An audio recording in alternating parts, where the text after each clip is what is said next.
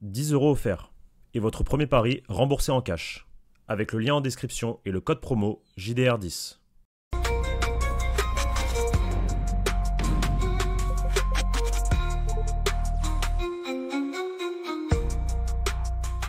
Bonjour à tous les amis, soyez les bienvenus sur la chaîne YouTube du Journal du Real. On se retrouve aujourd'hui pour un nouveau point d'actualité autour du Real Madrid. Je suis accompagné de Teddy De Almeida pour mon plus grand plaisir et pour votre plus grand plaisir.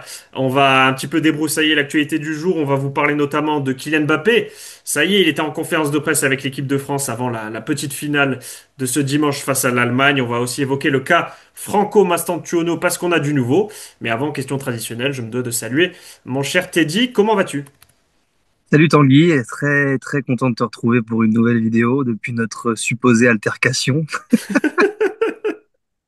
sur Qui- cette même chaîne. Non, très heureux de te retrouver. Je sais que tu as pris un peu de vacances ces derniers temps, mais t'es revenu en force et ça fait plaisir de te retrouver. je me suis mis au vert à Malte avant Voilà, de retrouver le grand bain de l'actualité et évidemment le mercato qui te ravit sans cesse chaque jour. Euh, absolument. on va commencer non pas par de l'actualité mercato, mais c'est tout frais, ça vient de tomber, une actualité, une information plutôt partagée par l'ancien journaliste de Relevo, Jorge Picon, qui indique donc que le club prévoit d'emmener aux États-Unis Dani Carvajal et Eder Militao, tous deux blessés de longue date évidemment au genou, mais surtout à l'intention de ne pas les faire jouer. Ils disputeront a priori aucune minute, de façon à ce qu'ils retrouvent l'entraînement. Alors Militao a déjà retrouvé l'entraînement collectif fin mai, Carvajal, ça ne saurait tarder. Mais de sorte à ne pas précipiter leur retour. On sait que Militao a connu ces 2 dernières saisons deux ruptures des ligaments croisés au genou. Dani Carvajal, c'était une triple rupture ligamentaire en octobre, donc c'est quand même des blessures très graves. Donc il semblerait que le club ne veuille pas les brusquer de façon à ce qu'ils soient à 100% en vue de la saison prochaine. Qu'est-ce que t'inspire cette information? Ce que m'inspire cette information, c'est que, en effet, moi j'avais déjà de longue date l'information que le club ne voulait prendre aucun risque et avec Dani Carvajal et avec Eder Militao. Tu l'as rappelé pour Eder Militao, c'est la deuxième blessure des ligaments croisés du genou.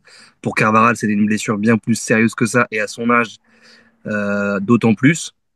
Donc le club voulait prendre son temps et ne pas précipiter les choses. On sait que Carvajal, lui, et Militao aussi d'ailleurs, ont pour objectif d'être présents à cette compétition. Ils le seront vraisemblablement tous les deux pour jouer. Voilà, c'est en effet une question qu'on se posait déjà il y a quelques semaines. On sait que Trent sera là et le Real a payé pour que Trent soit là. Donc il sera là et je pense qu'il jouera, puisque le Real a payé un montant certes dérisoire, mais un montant quand même pour que Liverpool le libère avant la Coupe du Monde des clubs. Donc il jouera. Qu'ils aient quelques minutes par-ci par-là sur des fins de match, très certainement, surtout pour Militao. Carvajal un petit peu moins parce que sa blessure, encore une fois, est bien plus importante que Eder Militao, qui a lui une blessure que on peut considérer maintenant de classique. Hein. Les ligaments croisés, on connaît maintenant malheureusement dans le football d'aujourd'hui. C'est assez fréquent. Carvajal, j'ai même plus tous les termes exacts de sa blessure, mais c'est bien plus C'était une triple rupture ligamentaire. Vraiment, ouais, voilà, voilà. Donc c'est bien plus coriace et avec à l'âge avancé en termes de foot dans laquelle il est, forcément, c'est plus compliqué. Mais pas surpris, ils voyageront avec l'équipe, ne serait-ce que pour donner de la motivation et apporter leur soutien sur une compétition qui, on le sait, est considérée comme terriblement importante pour le Real Madrid. Donc voilà, ils seront là. Est-ce ils joueront quelques minutes, on verra, mais il y a déjà des forces, d'autres forces défensives qui vont arriver avant la Coupe du Monde des clubs, normalement. Et notamment, évidemment, Dean Huijsen, qui devrait être d'ores et déjà, dès le premier match, un titulaire indiscutable en charnière centrale, ce qui aussi permet au club de tempérer le retour de Militao. Même si tu l'as dit, c'est une blessure un petit peu moins grave que celle de Dani Carvajal. Le fait qu'il y ait un ajout comme ça en défense centrale, on verra aussi l'identité de celui qui l'accompagnera, si ça sera Asensio à Alaba ou Rudiger, Rudiger d'ailleurs est toujours blessé au même titre qu'Alaba. Mais c'est vrai que ça m'interpelle un petit peu le fait qu'il ne devrait disputer aucune minute. Mais pourquoi pas? Franchement, si c'est pour éviter tout risque de récidive et qu'il soit à 100% pour les débuts de la Liga le 17 août prochain, Moi j'achète, très honnêtement. Avec, en plus, tu l'as redit, l'arrivée de Trent Alexander-Arnold qui permet de différer le retour de Dani Carvajal. Euh, donc c'est une information assez cohérente finalement, Bah, partagée par. d'ailleurs, Liga qui pourrait reprendre plus tard en ce qui concerne le Real et l'Atlético. Enfin, en tout cas, c'est ce qu'a demandé c'est ce qu'ont demandé les deux clubs de Madrid si jamais ils se qualifient enfin, et si jamais ils arrivent au bout de la compétition, ils ont demandé à ce que la Liga soit décalée, il me semble. Oui, oui, c'est ça. C'est à la condition qu'ils se qualifient pour les phases finales de la Coupe du Ouais. Monde des clubs, ils demanderaient, mais ça c'est pas du tout sûr que la Liga accède à leur demande. Hein. Non, mais la Liga n'acceptera pas à leur demande. Mais bon, ouais, il faut le dire quand même que ça a été une demande, enfin déjà pas officielle, mais ils ont déjà tâté le terrain auprès de la Liga pour savoir si il y avait une possibilité en cas de qualification, tu l'as dit, pour décaler le début du championnat, parce que ça va s'enchaîner encore une fois. Il n'y a aucune pré-saison, quasiment aucune pré-saison, quoi. Bah, on rappelle que la finale de la Coupe du Monde des clubs doit se tenir le 13 juillet. Au jour d'aujourd'hui, le début de la Liga, ça serait le week-end du 17 août. Donc c'est vrai que ça me paraît mal barré pour que les T'es joueurs. obligé de donner des vacances quand même un petit peu, hein. Ça me paraît mal barré pour que les joueurs aient 3 semaines de vacances et qu'ensuite il y ait une sorte de mini pré-saison avant le début du championnat. Tout Eh va ouais, hein. s'enchaîner beaucoup plus vite que d'habitude avec cette Coupe du Monde des clubs qui, heureusement pour les organismes, se tient tous les 4 ans et non pas tous les ans. Donc l'année Oui, mais 2025 est bon, une année l'an prochain, exceptionnelle. l'an prochain, t'as la Coupe du Monde, t'as la Coupe du Monde tout court, avec les sélections. Oui. T'as toujours la Ligue des Nations encore dans 3 ans. Après, t'auras l'Euro, la Copa América. Donc, ça s'arrête jamais, hein, les calendriers. Quand c'est pas une compétition, c'en est une autre, hein. Mais la Ligue des Nations, c'est jamais aussi tard, hein, l'été. Là, tu vois, Non, le Final Four, mais ça se tient bon, début juin. c'est quand même. Du coup, t'as une saison sur 4 où tu peux te reposer, quoi, éventuellement. Ça fait quand même très peu. En parlant de sélection, j'ai aussi envie de revenir sur le cas Kylian Mbappé. T'as vu la transition? Ah, Ouais, impeccable. magnifique. Il s'est présenté devant les journalistes aujourd'hui en conférence de presse. Avant la petite finale, on sait que la France a perdu contre l'Espagne en demi-finale de la Ligue des Nations dans un match hautement spectaculaire 5-4. Ce dimanche se tient la petite finale face à l'Allemagne et le capitaine des Bleus est venu devant les journalistes pour notamment évoquer le Ballon d'Or, pour évoquer aussi sa saison au Real Madrid. Je te fais un petit florilège de ses déclarations, ensuite tu rebondiras dessus. Il a notamment dit que il était toujours en train de s'acclimater au poste de numéro 9. Donc j'ai envie de dire il serait temps.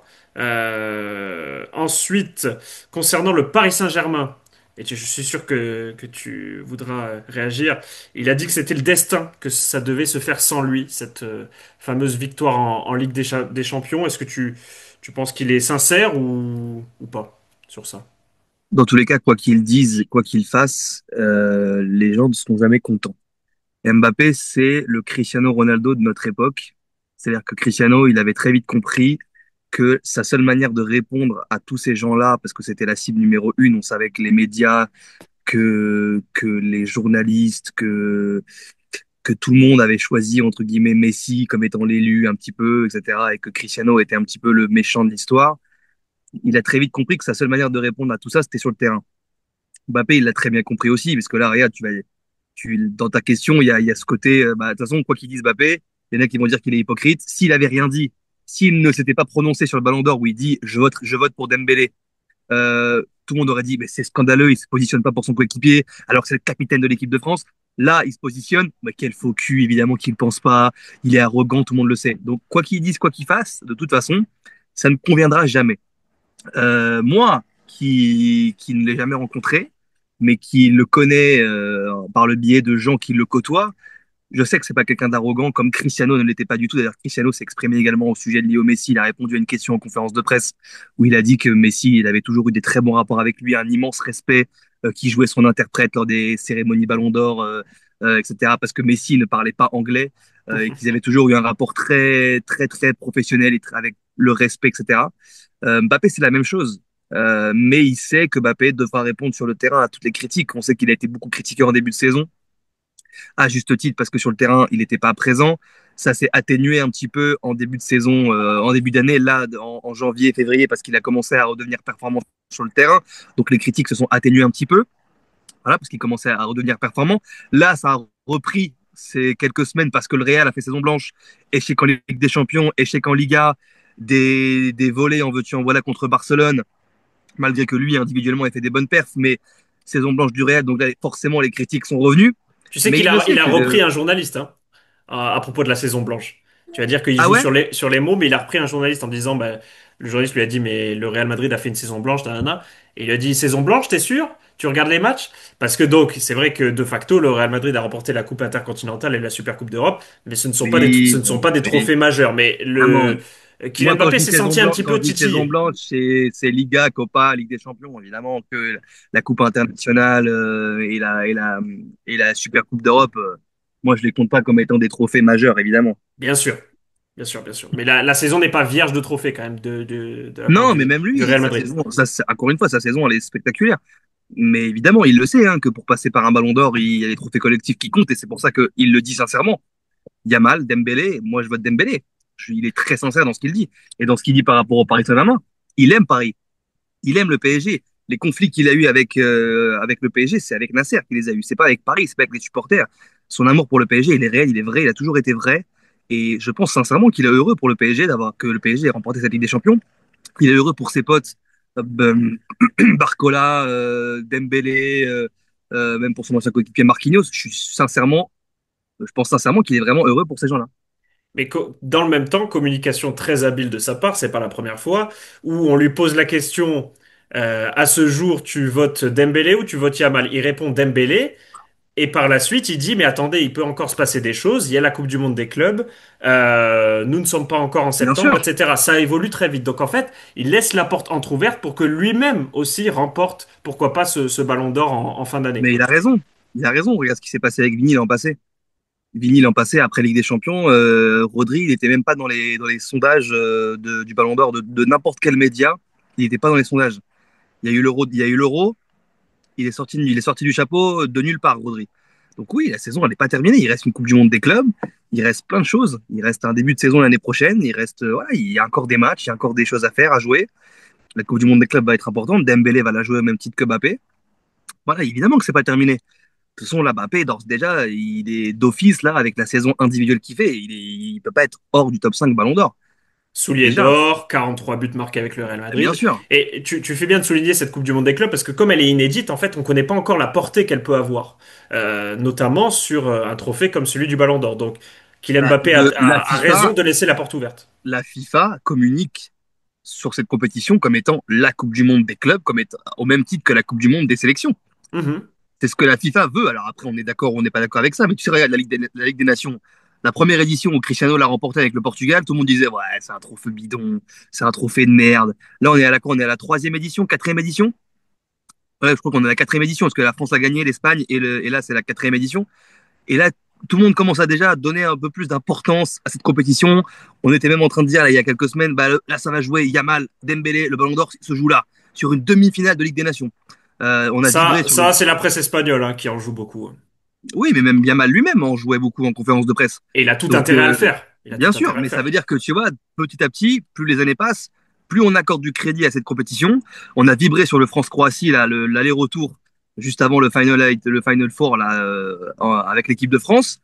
Donc, petit à petit, il y a de l'importance. La Coupe du Monde des clubs, peut-être que là, la première édition, tout le monde va s'en foutre, mais j'ai pas beaucoup de doute que ça va prendre du poids et ça va prendre de l'importance. Alors justement, il y a Marca qui indiquait ce matin, c'est une grosse information quand même, qu'en parlant de cette Coupe du Monde des clubs, Franco Mastantuono, dont le transfert au Real Madrid est bouclé, tout est finalisé, l'officialisation devrait intervenir ce lundi ou ce mardi, eh bien Marca indique que Franco Mastantuono, contre toute attente, devrait la disputer avec le Real Madrid et non pas avec River Plate. Parce que il y a un précédent juridique, indique Marca, avec aussi le fait qu'il soit italien. Franco Mastantuono dispose d'un passeport italien, ce qui facilite beaucoup de choses. On sait qu'il sera majeur de mémoire le 14 août prochain. Il aura 18 ans et ce précédent juridique-là, rapporté par Marca, faciliterait sa venue au Real Madrid immédiatement, donc dans les prochains jours, de façon à pouvoir disputer la Coupe du Monde des clubs. Est-ce que, dans l'optique, je vais te lancer là-dessus, dans l'optique d'une opération de Jude Bellingham, tu sais, à l'épaule, qui devrait l'écarter des terrains pendant 3 mois, est-ce que c'est une excellente nouvelle que Franco Mastantuono, qui est un profil plutôt créatif, milieu de terrain offensif, intègre les rangs madrilènes immédiatement? Bah, t'as tout dit. T'as tout dit. Et par rapport à Bellingham, non mais sincèrement, hein, t'as tout dit. Bravo, mon cher Tanguy, hein. Par rapport à Bellingham, on sait que 3 mois, c'est long dans une saison. On connaît l'importance de Bellingham dans cette équipe. On en parlait aussi un petit peu hier. Enfin, je l'ai pas évoqué hier. Je voulais l'évoquer dans le live. On n'a pas eu le temps. Ça va vite un live, mais je voulais parler aussi par rapport à Rodrigo dans le système de Xabi Alonso. Est-ce qu'il peut pas, en l'absence de Bellingham, faire jouer Rodrigo à un poste plus reculé, peut-être, etc. Il a plein d'options. Mais en effet, ça fait partie de ces options-là. Donc c'est très intéressant. Je sais que les River Plate voulaient pourtant qu'il soit pour parce que River Plate la joue, hein, la Coupe du Monde des clubs. Donc je sais que River Plate voulait qu'il soit présent pour cette Coupe du Monde des clubs avec eux.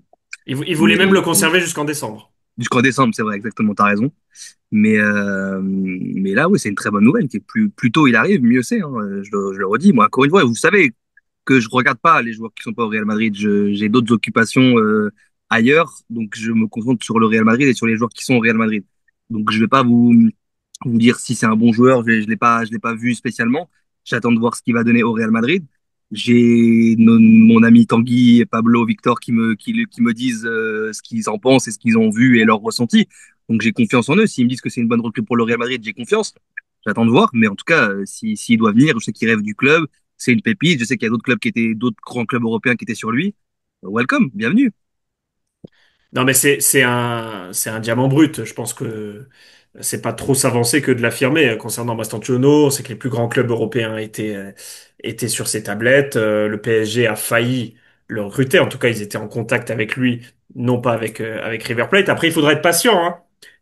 Il n'a même pas 18 ans. Il va connaître pour la première fois l'Europe, la Liga, le système Xabi Alonso. Je pense pas qu'il sera performant tout de suite. Il faudra y aller pas à pas avec lui, un petit peu comme Hendrick, même si c'est pas du tout le même profil. Mais je pense qu'il va faire beaucoup de bien à ce Real Madrid dans la mesure où, sans Jude Bellingham, qui encore une fois devrait passer sur le billard et être éloigné des pelouses pendant 3 mois, bah, l'un des seuls profils créatifs au Real Madrid se nomme Arda Güler et donc l'alternative pourrait être Franco Mastantuono. Ouais, ouais, encore une fois, comme je le disais tout à l'heure, et comme je le pensais, je voulais le dire encore une fois dans le live d'hier, il recule Rodrigo sur un poste un peu plus créatif et il laisse Vini et Mbappé seuls attaquants devant. Ça peut être une option, à voir ce que vont discuter Xabi Alonso, le staff, etc. Encore une fois, c'est eux qui décideront, mais il y a plusieurs options. Et Pourquoi pas? encore une Ça fois, hein, serait, ça serait plus t'as plus, audacieux. Ça serait plus t'as- audacieux. plus t'as d'op- plus t'as d'options, mieux c'est pour l'entraîneur, hein, même si c'est des choix qui sont pas faciles à prendre, mais il vaut mieux ça que se retrouver avec une défense comme l'année dernière avec Carlo Ancelotti où il avait pas le choix pour le coup, mais c'était catastrophique. Mieux vaut le trop-plein que la pénurie. Absolument. J'aurais pas dit mieux. Euh, on va terminer cette vidéo avec quelques toutes petites actus. On va pas longuement en parler, mais Pablo voulait que on mentionne une information de la Gazzetta dello Sport. Pablo, t'es Euh, insupportable. Je te le dis en vidéo, Pablo, t'es insupportable. Non, mais après, si jamais elle est vraie, c'est vrai qu'elle est Il me tout à fait, parle de Donnarumma depuis 7 ans. tout à fait intéressante. Donc je vais mentionner l'information. C'est la Gazzetta dello Sport qui a dit que le Real Madrid serait intéressé par Gianluigi Donnarumma, donc qui est sous contrat au Paris Saint-Germain jusqu'en 2026. Alors, il y a quand même une base factuelle, c'est-à-dire que le gardien italien, juste après le sacre du Paris Saint-Germain en finale de Ligue des Champions, il a dit je ne sais pas si je vais rester au Paris Saint-Germain. Donc ça, c'est une base factuelle. Maintenant, il peut éventuellement tenir ses propos dans le but, et je pense que tu le perçois comme ça dans le but de faire grimper les enchères. Mais pour le Real Madrid, moi, ça me paraît pas incohérent dans la mesure où Thibaut Courtois a déjà 33 ans. Il prépare l'avenir et donc se positionner sur ce portier italien qui a été tout à fait performant cette saison malgré des hauts et des bas, qui n'a que 26 ans, ça pourrait être, pourquoi pas, le successeur de Courtois. Qu'est-ce que t'en penses? Il a quel âge, Manuel Neuer? Bon, Manuel Neuer, il se fait vieux, hein. Mais il est Euh, encore titulaire au Bayern, non? oui, il a 39 ans. Ok. Thibaut Courtois, tu l'as dit, 33 ans. Thibaut Courtois, il peut rester à un très très haut niveau pendant encore 5 6 ans. Donc préparer l'avenir, moi je veux bien, mais Thibaut Courtois, pour l'instant, il me va très bien.